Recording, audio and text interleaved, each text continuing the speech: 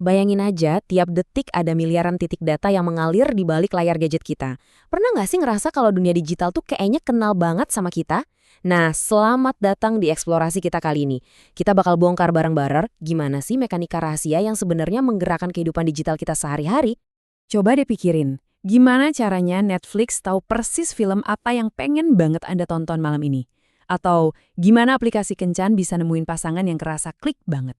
Rasanya kayak aplikasi ini bisa baca pikiran kita kan? Kayak ada sihirnya. Padahal sama sekali nggak ada unsur magis di situ. Yang ada hanyalah matematika dan rentetan algoritma yang bekerja super canggih di belakang layar. Semuanya bermuara pada satu konsep brilian ini, kecerdasan kolektif. Intinya, sistem ini menciptakan informasi baru dengan cara menggabungkan jejak data dari jutaan orang. Dan tahu nggak bagian paling kerennya?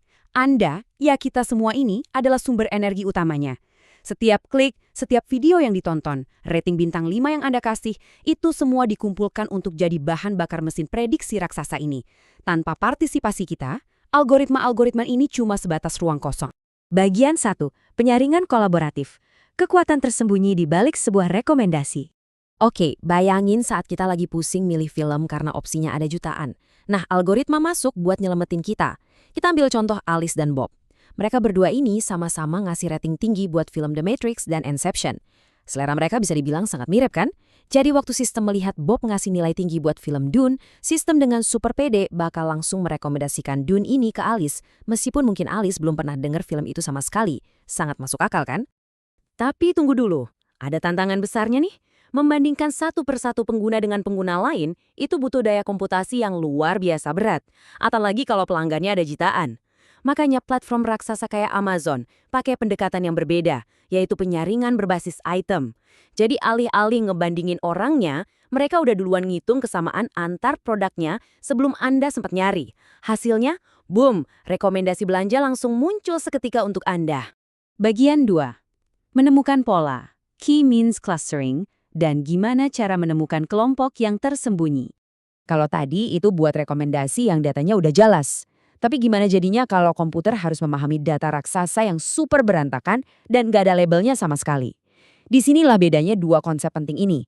Ada pembelajaran terarah yang ibaratnya kita ngajarin komputer pakai kunci jawaban, tapi yang jauh lebih menarik itu pembelajaran tak terarah.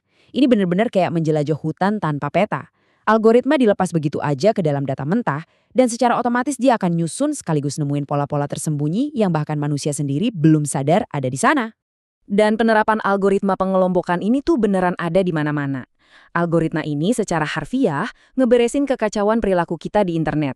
Contohnya gini, sistem bisa ngelompokin jutaan blog cuma dari seberapa sering kata tertentu dipakai. Atau dengan ngelihat daftar keinginan belanja orang-orang, sistem bisa nemuin tren konsumen yang sama sekali baru. Bahkan, algoritma ini bisa memetakan komunitas-komunitas niche yang tersembunyi di dalam lautan pengguna media sosial. Keren banget kan?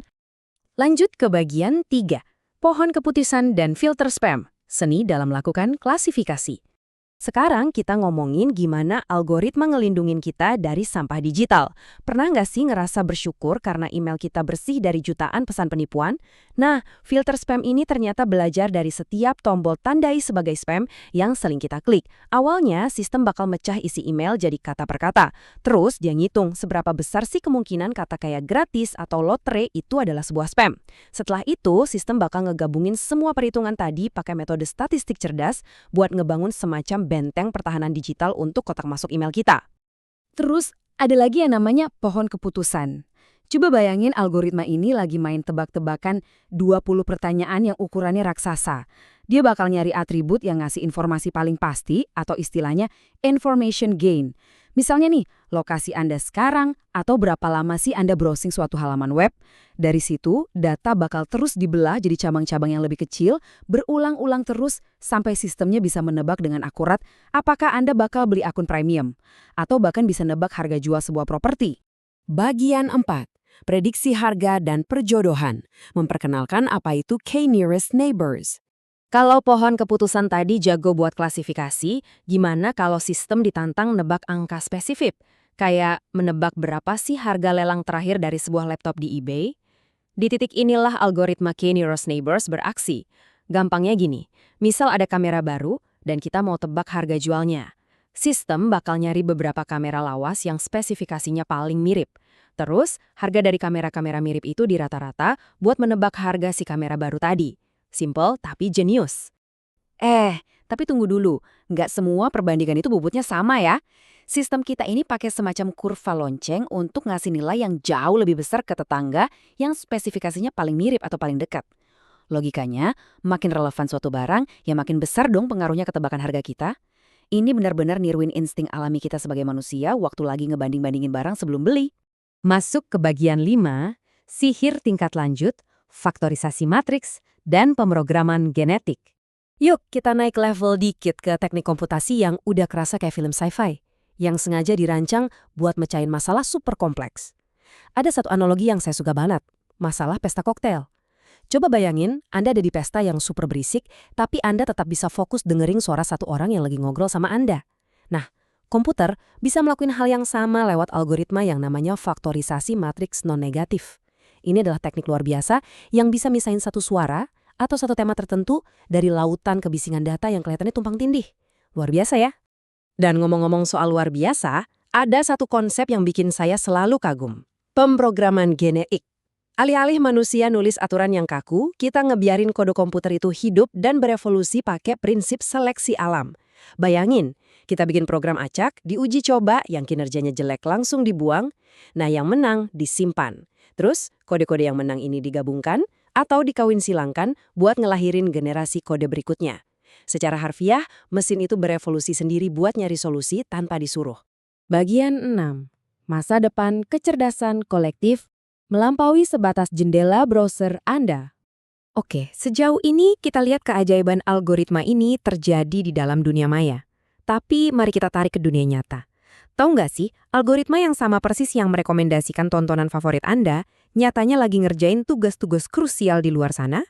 Algoritma ini ngebongkar kode DNA dalam bioteknologi, mendeteksi penipuan kartu kredit dalam hitungan milidetik, jadi otak di balik kamera pengawas cerdas, sampai mastiin stok barang di seluruh dunia aman dengan memprediksi apa yang bakal dibeli sama orang besok. Skalanya benar-benar masif. Jadi, inti dari semua penjelasan kita, yang juga pernah dibilang dengan sangat indah oleh sang penulis Toby Segaran, adalah ini.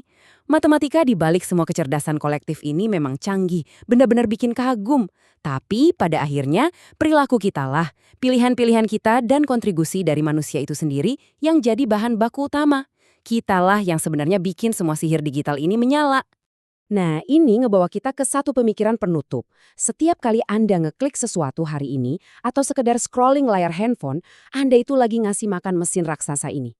Pertanyaannya, apa sih yang lagi diajarkan oleh jejak digital Anda ke algoritma di luar sana saat ini? Sebuah pertanyaan yang menurut saya layak banget buat direnungkan. Makasih banyak ya udah ikut bareng-bareng di eksplorasi kita kali ini. Semoga wawasan ini bisa bikin kita makin melek digital. Sampai jumpa di eksplorasi seru kita berikutnya.